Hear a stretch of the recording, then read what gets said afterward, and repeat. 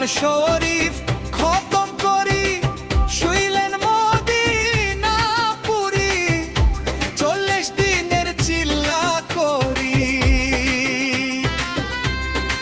শুইলেন মসজিদ ঘরে, মৌলা শাহ আলী নামটি ধরি, করলেন দিন জারি।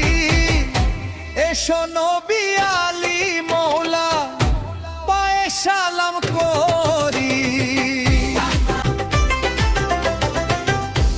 আগুন মাসুক প্রেম ভিখারি, শাহ আলীর প্রেমে পড়ি, দমে দমে স্মরণ করি।